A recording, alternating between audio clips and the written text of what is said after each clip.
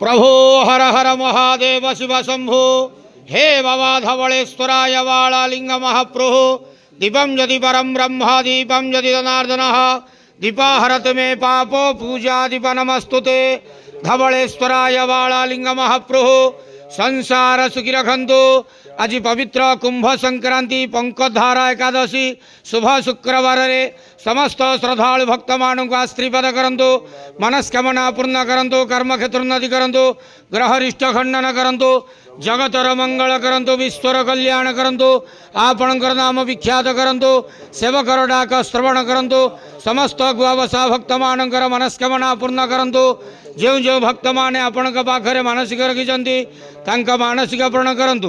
धवलेश्वराय वाळालिंगाय नमो नमः। संसार सुखी रखंतु आनंद के वार हरि बोलो।